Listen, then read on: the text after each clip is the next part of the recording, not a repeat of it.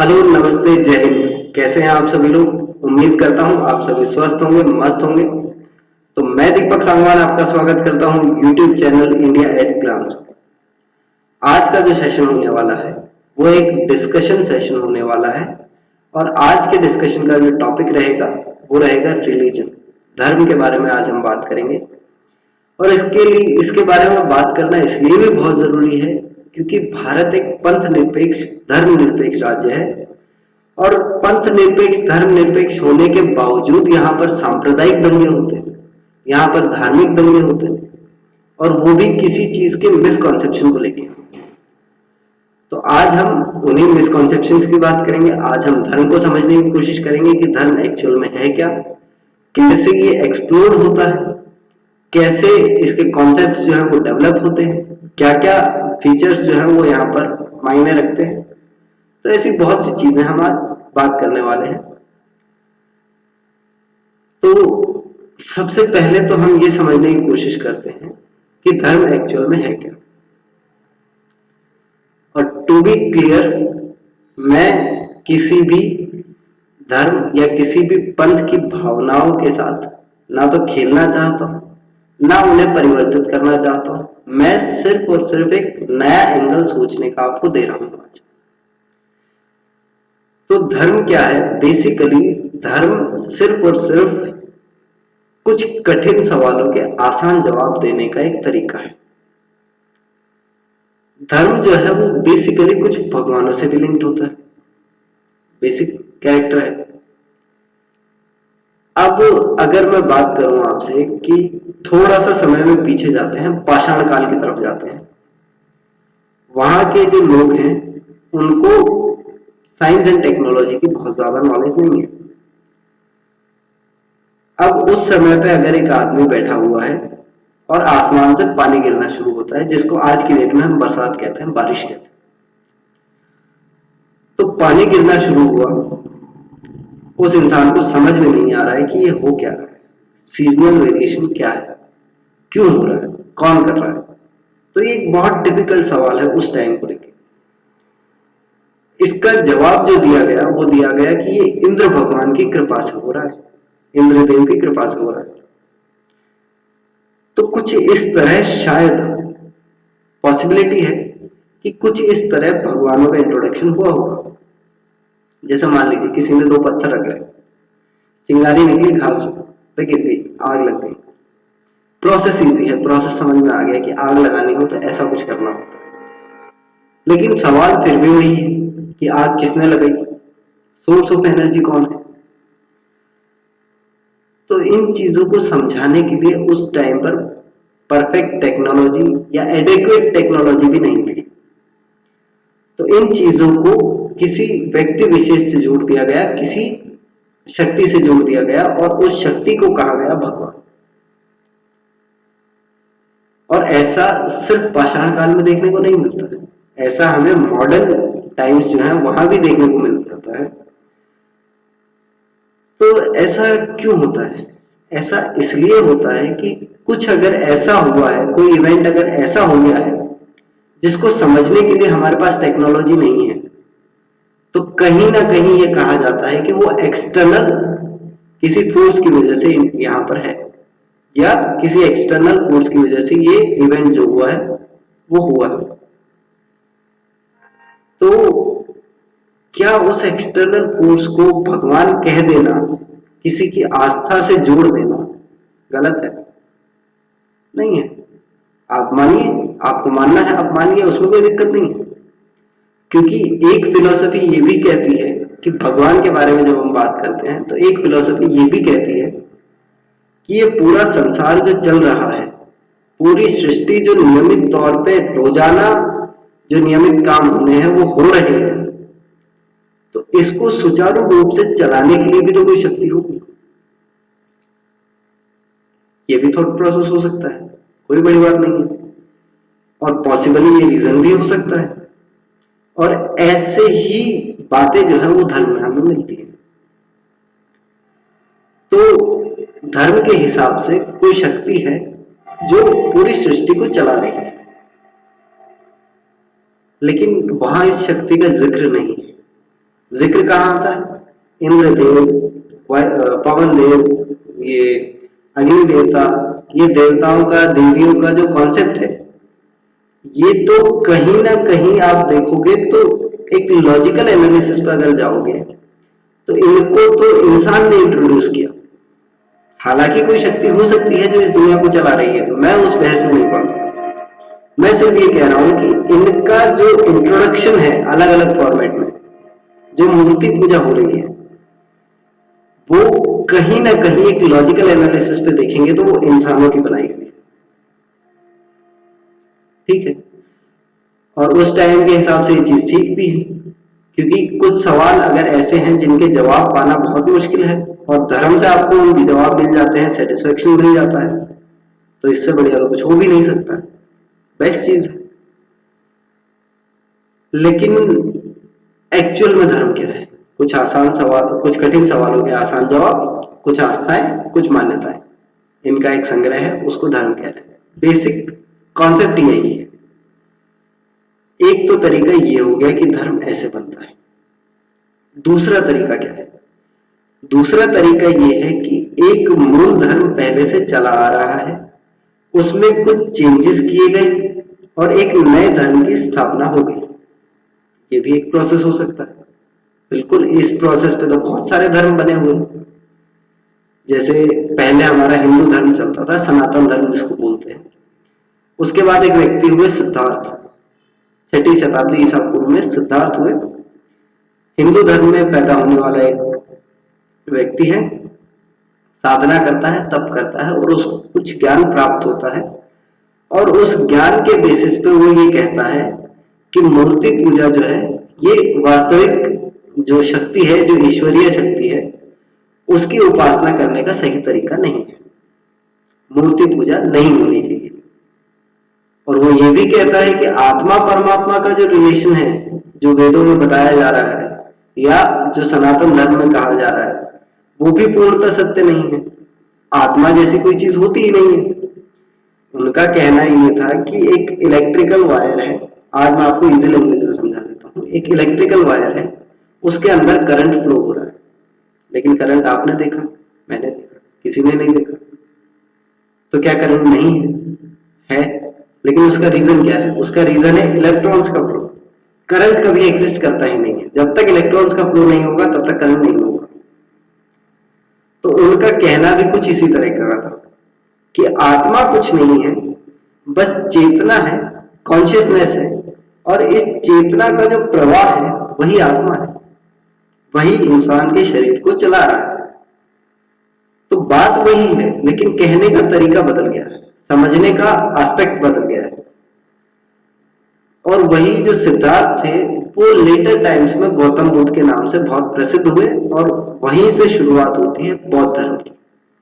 इसी तरह से हिंदू समाज में जैन धर्म है, सिख धर्म, इनकी शुरुआत भी एक मूल धर्म से कुछ कॉन्सेप्ट बदल के उनको अपना लिया गया, तो वो धर्म बन गया। ये भी एक तरीका है, हो सकता है, बिल्कुल हो सकता है। और अगर इसके और एग्जांपल आपको देखने हो तो सेमिटिक रिलीजन जो है, जो यहूदी धर्म है, तो बेस धर्म जो है वो यहूदी धर्म है। उससे जब ईसा मसीह आए तो ईसाइयत निकल के आई, क्रिश्चियनिटी निकल के आई। उसके बाद धीरे धीरे 300 सालों के बाद इस्लाम निकल के आया। तो बेसिकली एक मूल धर्म के होने से बाकी धर्मों के होने की गुंजाइश बढ़ जाती है, और यही बेस फिनोमिना है। और अगर आप इस्लाम में देखेंगे तो इस्लाम भी पहले एक था, सब इस्लाम को मानने वाले लोग थे। उसके बाद इसमें भी अलग अलग ग्रुप्स बन गए। हिंदू धर्म में भी पहले सब सनातनी थे, उसके बाद इसमें भी धीरे धीरे ग्रुप्स बनते गए। जैसे वर्ण सिस्टम है हिंदू में, तो 4 वर्ण डिवाइड हो गए ना। तो इसी तरह से जहां एक मूल धर्म होगा वहां कुछ चीजें सेग्रीगेट होने के चांसेस बढ़ जाएंगे। अब अगर सेमेटिक रिलीजन्स की बात करो तो यहूदी धर्म, उसके बाद क्रिश्चियनिटी, उसके बाद इस्लाम, ये 3 लाइन से आए। अब जो धर्म एक मूल धर्म से निकले होंगे ना, उनमें कुछ कॉन्सेप्ट्स अलग होंगे, लेकिन बाकी पूरे कॉन्सेप्ट सेम होंगे। या मैं यूं कहूं कि कॉन्सेप्ट वही है, उसको समझने का तरीका जो है वो चेंज हो गया। ऐसा होता है। और ऐसा आप अगर समझना चाहें तो सेमिटिक रिलीजन से तो बहुत अच्छी तरह समझ सकते हैं। जैसे मान लीजिए कि सेमिटिक रिलीजन जो है, यहूदी धर्म, ईसाइयत और इस्लाम, इन तीनों को अब्राहमिक रिलीजन भी बोला जाता है। और इनके अगर सिमिलर कॉन्सेप्ट्स की बात करूं तो इनमें एक कॉन्सेप्ट चलता है एंजल्स का कॉन्सेप्ट, फरिश्तों का कॉन्सेप्ट चलता है। तो इस्लाम में फरिश्ते बोला जाता है, क्रिश्चियनिटी और जुडाइज्म में एंजल्स बोला जाता है, लेकिन मतलब वही है। इसके अलावा इस्लाम में नबी और पैगंबर जो है इनका कॉन्सेप्ट आता है। उसी तरह जुडाइज्म और ईसाइयत में कॉन्सेप्ट आता है प्रॉफिट और मैसेंजर का, सेम है। इसके अलावा अगर प्रॉफिट्स की बात करें तो सबसे पहले प्रॉफिट जो बहुत इंपॉर्टेंट प्रॉफिट माने जाते हैं तीनों धर्मों के लिए, वो माने जाते हैं इब्राहिम। ईसाइयत और जुडाइज्म में उनको इब्राहिम बोला जाता है, इस्लाम में अब्राहिम बोलते हैं। और आदमी सेम है लेकिन नाम अलग हो गए, उनको समझने का तरीका अलग हो गया, और कोई डिफरेंस नहीं है। जैसे आप मान लीजिए कि कॉन्सेप्ट क्या है कि उनके दो बेटे थे इब्राहिम के, इस्माइल और आइजैक। क्रिश्चियनिटी और जुडाइज्म आइजैक बोलती है, इस्लाम जो है वो इसहाक बोलता है। तो बच्चे भी सेम है, नाम भी सेम है। उसके अलावा 12 कबीलों का जो है कॉन्सेप्ट वो भी तीनों धर्मों में आता है। ठीक है, तो सिमिलरिटीज बहुत ज्यादा है, कुछ चीजों में डिफरेंस है, जैसे समझने का डिफरेंस है। अब अगर मैं आपसे कहूं कि समझने का डिफरेंस कैसे है, तो अगर मैं कहूं इब्राहिम की ही बात करूं, प्रॉफिट इब्राहिम जो है, हजरत इब्राहिम, उनकी अगर मैं बात करूं तो उनका जीवन जो है वो एक तरीके से समझाया गया है, लेकिन उनके जीवन के कुछ कुछ इवेंट्स जो हैं वो अलग अलग तरीके से बताए गए। जैसे अगर मैं कहूं कि इब्राहिम जो है वो अल्लाह के या गॉड के बहुत बड़े फॉलोअर थे, मतलब उनकी कोई भी बात टालते नहीं थे। और कहा यह जाता है कि उनको सपने में भगवान के ईश्वर का आदेश मिलता था और उनका काम यह था कि इस आदेश को समाज में फैलाना है, वो इसको अपना काम समझते थे। अब एक वहां पर जिक्र आता है कि एक बार अल्लाह ने इब्राहिम से कहा कि आप अपनी सबसे प्यारी वस्तु जो है वो कुर्बान कर दो, वो मुझे अर्पण कर दो। तो कुछ धर्म, इन तीन धर्मों में से एक धर्म ये मानता है कि वो इस्माइल थे, एक धर्म ये मानता है कि वो इसहाक थे, एक धर्म ये मानता है कि इस्माइल थे, इसहाक तो उस टाइम पैदा ही नहीं हुए थे। लेकिन एट द एंड एक कॉमनलिटी भी है। कॉमन चीज ये है कि जब वो बलि देने वाले थे अपने बेटे की, तो ईश्वर ने उन्हें रोक लिया और कहा कि आपकी परीक्षा जो है वो पूरी हो चुकी है। ये कॉन्सेप्ट जो है वो तीनों में सेम है। इसके बाद इस्लाम कहता है कि उसके बाद उन्होंने अपने बच्चे की तो बलि नहीं दी, लेकिन वहां एक जानवर था जो बकरे की तरह दिखता था, एग्जैक्टली मुझे नाम याद नहीं आ रहा है उसका, तो उस जानवर की उन्होंने बलि दे दी थी। तो यहां से बलि प्रथा की शुरुआत इस्लाम में मानी जाती है। और ये उनका बिलीफ सिस्टम है कि भगवान को हर साल एक जो है बकरे की बलि देनी होती है, बकरा ईद जब मनाई जाती है तो बलि दी जाती है। और आप ये ध्यान रखिएगा कि बकरा भी ऐसे नहीं कि कल खरीद के लाए और आज बलि दे दी, ऐसा नहीं है। उस बकरे को पहले घर के मेंबर की तरह ट्रीट किया जाता है, घर के मेंबर की तरह उसे रखा जाता है, तो उससे लगाव जब हो जाता है और बकरा ईद आने पर उसको कुर्बान कर दिया जाता है।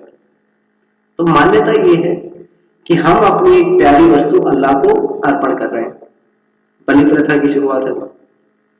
तो ऐसे ही कुछ इवेंट्स हुए और उन इवेंट्स के बदले में कुछ जो कॉन्सेप्ट्स हैं वो बनते चले गए।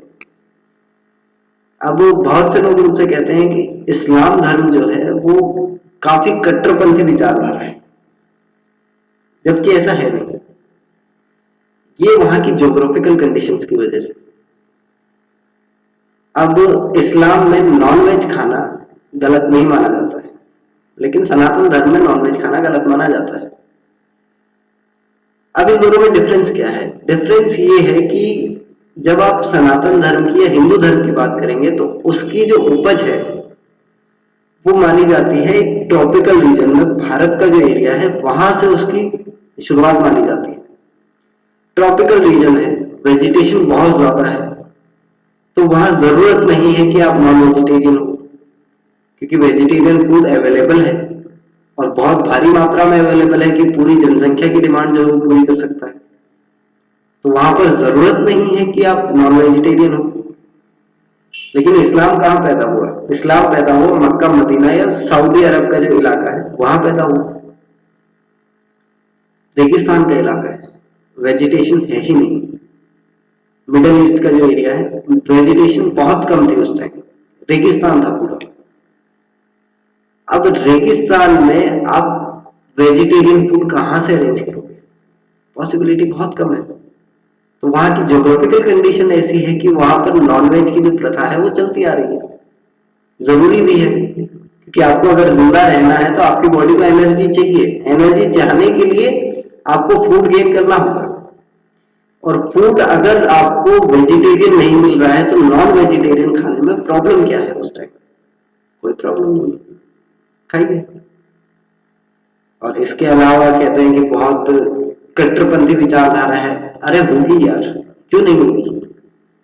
रेगिस्तान का इलाका है, जुडाइज्म पहले से है, क्रिश्चियनिटी पहले से है, नया धर्म इंट्रोड्यूस हो रहा है, लोग उसको एक्सेप्ट नहीं कर रहे हैं।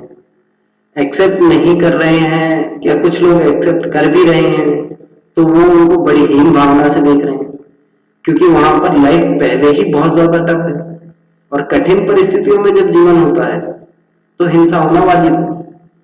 क्यों नहीं होगी यार? होगी। जीवन के लिए रोज लड़ना पड़ रहा है वहां, तो हिंसा होनी वाजिब है। तो कट्टरपंथी भी तो होंगे, क्यों नहीं होंगे? तो ये चीजें जो है ये एक टाइम तक सही हैं। जब तक इस्लाम मिडिल ईस्ट के एरिया में था तब तक ये चीजें सही थी। लेकिन अगर आप इस्लाम की बात इंडिया में करेंगे, इंडिया ट्रॉपिकल रीजन है, सारी फैसिलिटीज अवेलेबल है, लाइफ बहुत ज्यादा टफ भी नहीं है, तो क्या ये सारे कॉन्सेप्ट्स यहाँ एप्लीकेबल होते हैं? ये सोचने की बात है। मैं सिर्फ आपसे सवाल कर रहा हूं कि क्या ऐसा होना चाहिए या नहीं होना चाहिए, क्योंकि ज्योग्राफिकल कंडीशंस जब चेंज होती हैं तो लिविंग स्टैंडर्ड चेंज हो जाता है, और लिविंग स्टैंडर्ड जब चेंज होता है तो कॉन्सेप्ट धर्म के भी चेंज होते हैं। जैसे आप मान लीजिए कि हिजाब या बुर्के की प्रथा है इस्लाम में, तो आप देखोगे कि मिडिल ईस्ट का जो एरिया है जहां इस्लाम पैदा हुआ वहां रेगिस्तान है, दिन में बहुत ज्यादा गर्मी हो रही है, रात में बहुत ज्यादा ठंड हो रही है। तो क्या अगर इतना फ्लक्चुएटिंग एनवायरनमेंट होगा तो अगर आप डायरेक्ट कांटेक्ट में रहेंगे, आपकी बॉडी जो है वो डायरेक्ट कांटेक्ट में रहेगी, तो क्या चर्म रोग या स्किन डिजीज होने के चांसेस नहीं है? बहुत ज्यादा चांसेस है, और शायद ऐसा हुआ भी होगा। इसीलिए ये चीजें फिर डेवलप हुई कि आपको कवर करना है। बुर्के का कलर ब्लैक ही क्यों होता है? ब्लैक कलर हीट का बेस्ट रेडिएटर होता है, एब्जॉर्बर भी होता है, लेकिन रेडिएटर बहुत अच्छा होता है, रेडिएट कर देता है हीट को। इसलिए आप देखेंगे कि ऊपर जब बुर्का पहना जाता है ब्लैक कलर का, तो नीचे के जो कपड़े होते हैं वो हमेशा लाइट कलर होते हैं। क्यों? क्योंकि अगर नीचे भी आप डार्क पहन लोगे, ऊपर डार्क बुर्का पहन लोगे, तो उससे क्या होगा? हीट एब्जॉर्ब होनी शुरू हो जाएगी, आपकी बॉडी में हीट बढ़नी शुरू हो जाएगी, तो आपके डिजीज होने के, बीमार होने के चांसेस बढ़ जाएंगे। तो धर्म तो आपको इन चीजों से बचा रहा है ना। उस टाइम शायद इन चीजों के जवाब नहीं होंगे लोगों के पास, तो उन्होंने धर्म में इंक्लूड कर दिया इन चीजों को, ताकि सब लोग माने, और सही भी है, क्यों ना, करना भी चाहिए। अब आप सिचुएशन शायद समझ रहे हैं थोड़ी थोड़ी कि धर्म की जब बात आती है, रिलीजन की बात आती है, तो रिलीजन के कॉन्सेप्ट्स सिर्फ और सिर्फ किसी एक चीज पे डिपेंड नहीं करते, वो बहुत से चीजों पे डिपेंड करते हैं। वो वहाँ का कल्चर क्या है उस चीज पे भी डिपेंड करते हैं, वहाँ की ज्योग्राफिकल कंडीशन क्या है इस चीज पे भी डिपेंड करते हैं, क्लाइमेट कैसा है, फूड अवेलेबिलिटी कैसी है, स्ट्रेंथ ऑफ लाइफ कैसी है, कितने लोग रह रहे हैं, या लाइफ कितनी टफ है, इन चीजों पे भी डिपेंड करता है धर्म। ऐसा नहीं है कि सिर्फ और सिर्फ एक आस्था है उस पर डिपेंड कर रहा है, नहीं ऐसा नहीं है, बहुत से फैक्टर्स हैं। जैसे कहा जाता है कि इस्लाम में शराब नहीं पीनी, ठीक है, अब 50 डिग्री टेम्परेचर है, इतना ज्यादा रेगिस्तान है, 50 डिग्री टेम्परेचर है, बॉडी आपकी पहले ही बहुत हीटअप है, उसके बाद आप रम पी रहे हैं, बॉडी और ज्यादा गर्म होगी, आपकी बॉडी में डिफेक्ट्स होने के चांसेस बढ़ जाएंगे, हीट बहुत ज्यादा हो जाएगी, तो आपकी स्किन प्रॉब्लम्स हो सकती हैं, आपको और किसी तरह की प्रॉब्लम्स हो सकती हैं। इसलिए कहा गया है शराब जो है वो हराम है, शायद इसलिए कहा गया होगा, या कोई और कॉन्सेप्ट भी हो सकता है, मुझे नहीं पता, लेकिन लॉजिकल थिंकिंग पे तो शायद यही कॉन्सेप्ट होगा। और कहते हैं कि जो हिंदू धर्म है उसमें अगर किसी का देहांत हो जाता है, कोई मर जाता है, तो उसको जलाया जाता है, इस्लाम में दफनाया जाता है। कंडीशंस है ना सर, रेगिस्तान है वहां, वेजिटेशन है नहीं, खाने के लिए वेजिटेशन नहीं है, जलाने के लिए तो लकड़ी चाहिए ना सर, कहां से आएगी, नहीं है, दफना दो। और इसको धर्म में एक कॉन्सेप्ट बना दिया गया कि जब कयामत का दिन आएगा तो खुदा, ये सब मुद्दे खड़े हो जाएंगे और खुदा जो है वो इनका इंसाफ करेगा, तो ये कॉन्सेप्ट है। इसका मतलब ये नहीं है कि ऐसा होगा ही होगा, ये कोई जरूरी नहीं है, हो सकता है ऐसा हो सकता है ऐसा ना भी हो, लेकिन थिंकिंग क्या है, इसके पीछे लॉजिकल रीजन क्या है कि वहां वो चीज अवेलेबल ही नहीं है जिस चीज की आप एक्सपेक्टेशन कर रहे हो। इंडिया में जलाया जाता है, कॉन्सेप्ट अलग है, यहाँ के धर्मों में एक मान्यता है कि इंसान जो है वो पंच महाभूतों से बना हुआ है, और इंसान का शरीर जो है जब मर जाता है तो चेतना खत्म हो जाती है, आत्मा शरीर से निकल जाती है, और आत्मा निकलने के बाद शरीर नश्वर, तो इसको पंच महाभूतों से जिनसे बना हुआ है उन्हीं में विलय होना है, तो ये कॉन्सेप्ट है, इसलिए जलाया जाता है। पंच महाभूत कौन कौन से, पृथ्वी, आकाश, वायु, जल और अग्नि, और इन्हीं सब के कॉम्बिनेशन में एक सेरेमनी की जाती है, उसको जो लास्ट रिचुअल होता है वो इन्हीं सब चीजों से मिलकर बना होता है।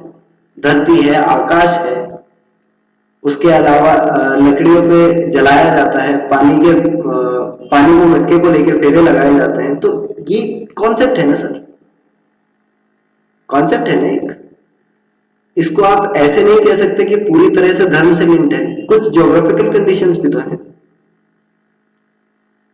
तो मेरे कहने का मतलब ये है कि धर्म जो भी है आप उसको मानो या ना मानो, उसमें कोई दिक्कत नहीं, लेकिन धर्म को अगर मान रहे हो तो पहले उसको समझो कि वो कहना क्या चाहता है, और अगर वो ये चीज कह रहा है तो उसका रीजन क्या है, वो क्यों कह रहा है ये बात, क्या रीजन रहा होगा, लॉजिकल एनालिसिस क्या कहता है। जब आप इन चीजों पे थोड़ा सा ध्यान देते हैं तो आप समझते हैं कि जिस धर्म की बात आप किसी एक एरिया में कर रहे हो, किसी दूसरे एरिया में थोड़ा बहुत चेंज होना बहुत जरूरी भी है। ऐसा नहीं है कि आप उसी कॉन्सेप्ट को लेके किसी और ज्योग्राफिकल लोकेशन में जाके बस जाएंगे, समझ रहे हैं बात। तो जब धर्म की बात आए तो धर्म में जितनी चीजें हैं, चाहे आप किसी धर्म को उठा लो, बेबीलोनिया का समाज उठा लो, उसके अलावा आप इजिप्ट का समाज उठा लो, उसके बाद जुडाइज्म उठा लो, हिंदुइज्म उठा लो, कोई भी बड़ा धर्म उठा लो, वहां कोई भी बात अगर लिखी गई है तो उसके पीछे कुछ ना कुछ लॉजिकल आंसर तो जरूर हो। उस टाइम के लोग उस कठिन सवाल का जवाब नहीं दे पाए तो उन्होंने धर्मों में इंक्लूड कर दिया, मजहब में इंक्लूड कर दिया उसको। लेकिन अगर आज भी आप उस लेवल पे नहीं सोच रहे हैं तो ये तो आपकी गलती है, ये धर्म की गलती नहीं है, ये आपकी गलती है। जैसे एक कॉन्सेप्ट है जिहाद का कॉन्सेप्ट, इस्लाम धर्म में बहुत पॉपुलर कॉन्सेप्ट है जिहाद। लोग कहते हैं जिहाद बुरी चीज है, और मैं कहता हूं जिहाद हर इंसान को करना चाहिए, जबकि मैं हिंदू हूं। और जिहाद का लिटरल मीनिंग जो है वो ये है कि काफिरों को मार दो। लेकिन काफिर कौन? आपके अंदर जो बुरे विचार चल रहे हैं, आपके अंदर जो बुराइयां हैं, उनको कहा गया काफिर। लेकिन कुछ लोगों ने काफिर का मतलब अलग निकाला, तो वो अपने हिसाब से जिहाद करते हैं, है ना। एक बहुत प्रसिद्ध शेर है, उसकी एक लाइन है कि कहा कुछ था, वो कुछ समझा, मुझे कुछ और कहना था। किसी ने किसी को कुछ बताया, उसका किसी ने कुछ और मतलब निकाला, और किसी और को उसने वही मतलब समझा दिया जो उसने निकाला था। तो जो लिटरल मीनिंग था वो तो एग्जिस्ट ही नहीं कर रहा है, वो तो किसी और की फिलोसफी पे चल रहा है कोई इंसान। तो उसको आप कैसे कह सकते हो कि ये धर्म से लिंक्ड है? नहीं। मजहब जोड़ना सिखाता है, तोड़ना कभी नहीं सिखाता। इस्लाम भी अगर कट्टरपंथी है तो वो ये नहीं है कि आप किसी और धर्म के लोगों को जीने मत दो, मार दो, ऐसा इस्लाम कभी नहीं कहता। इस्लाम मोहब्बत की बात करता है, प्यार की बात करता है। और इस्लाम में एक शब्द है मुसलमान। लोग मुसलमानों से बहुत ज्यादा ऑब्सेस्ड भी रहते हैं, इंडिया में तो बहुत ज्यादा है, हिंदू लोग ऑब्सेस्ड रहते हैं काफी।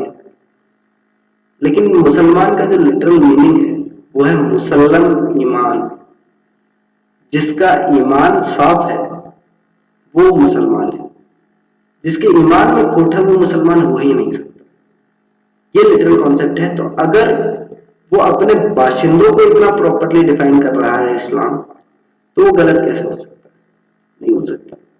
इसकी डेफिनेशंस अलग अलग बनाई गई, जो आगे चल के बहुत गलत रुख जिन्होंने ले लिया।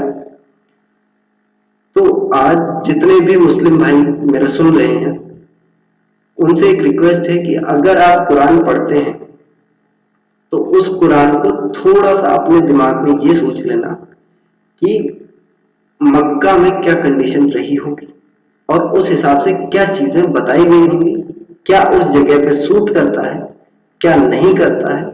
इन चीजों के बारे में सोच लेना एक बार बहुत जरूरी है। और ऐसा नहीं है कि ये सब कुछ इस्लाम में ही है, हिंदू धर्म में भी है। जैसे पर्दा प्रथा हिंदू धर्म का एक बहुत अभिन्न अंग रहा काफी समय तक। ऐसा क्यों है?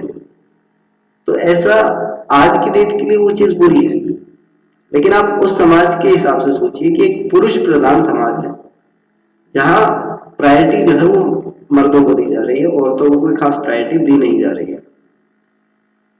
उस केस में आप देखिए कि महिला पे पूरा अधिकार जो है वो पुरुष का है।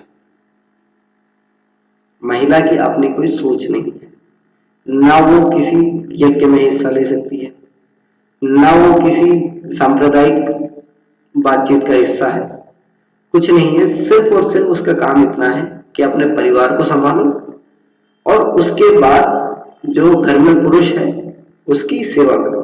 That's it. तो अगर ऐसे समाज में आप ये उम्मीद करेंगे कि स्त्री को पूर्णतः आजाद कर दिया जाए, क्या वो संभव है? नहीं है, पॉसिबल ही नहीं है ये चीज। और अपने घर की महिलाओं को दूसरे पुरुषों से शायद ऐसा रहा हो कि बचाने के लिए कि वो उनके कांटेक्ट में ना आए, इसलिए शायद उनकी बॉडी जो है, उनका फेस जो है उसको कवर किया जाता था, पर्दा प्रथा शायद ऐसे शुरू हुई होगी, शायद हो सकता है। या अगर मैं कहूं कि एक और कुप्रथा है सती प्रथा, तो अभी तो खैर खत्म हो गई है। काफी टाइम पहले बहुत लंबे अरसे तक सती प्रथा का जो ट्रेंड है वो चला। अगेन वही बात है, एक पुरुष प्रधान समाज है, मेल डोमिनेटिंग सोसाइटी है, और फीमेल की जो सुरक्षा की गारंटी है वो मेल लेता है। मर्द के ऊपर औरत की सुरक्षा की गारंटी। और अगर किसी फीमेल का हस्बैंड जो उसका गारंटर भी है, और सिक्योरिटी के टाइम पे उसका गारंटर है, अगर उसकी मृत्यु हो जाती है तो क्या स्त्री उस समाज में असहाय नहीं है? क्या उसका उपयोग होना या उसको भोग की वस्तु बनने में टाइम लगेगा? नहीं लगेगा। तो क्या ये एक रीजन हो सकता है कि जिल्लत भरी जिंदगी से मौत बेहतर है? क्या ये एक कॉन्सेप्ट हो सकता है सती प्रथा के पीछे? पॉसिबल है, बिल्कुल हो सकता है। लेकिन धीरे धीरे जैसे मेल डोमिनेटिंग सोसाइटी से हम इक्विटेरियन सोसाइटी तक आए, उस बीच में ये चीजें खत्म होती गई, क्योंकि अब पुरुष और स्त्री को है वो समान दर्जा मिला हुआ है। तो ऐसी कोई चीज होनी ही नहीं चाहिए। तो अल्टीमेटली बात ये है कि आप धर्म को किसी भी हिसाब से समझें, आप उसको माने ना माने दैट डजंट मैटर, लेकिन आप इतना जरूर ध्यान रखें कि किसी भी धर्म में कोई भी चीज अगर, कोई भी कॉन्सेप्ट अगर दिया गया है तो उस कॉन्सेप्ट के पीछे कुछ ना कुछ लॉजिकल रीजनिंग जरूर, कुछ ना कुछ लॉजिक तो उसके पीछे स्टैंड करता है। आपको उस लॉजिक को समझना है और उसके बाद ये डिसाइड करना है कि क्या प्रेजेंट सोसाइटी में या प्रेजेंट लोकेशन पे वो सारी चीजें एप्लीकेबल हैं या नहीं है। अगर नहीं है तो उनको थोड़ा सा दरकिनार कर दिया जाए तो ज्यादा बेहतर है।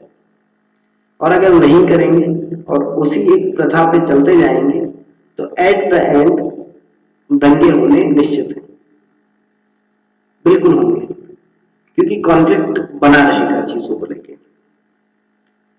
ये मैं सिर्फ इस्लाम को लेके नहीं बोल रहा हूँ, ये मैं हिंदू धर्म को लेके भी बोल रहा हूँ कि कुछ चीजें अगर आप नहीं बदलोगे समय के साथ तो मतभेद होना स्वाभाविक सी बात है, बिल्कुल होगा और लंबे अरसे तक चलेगा ये।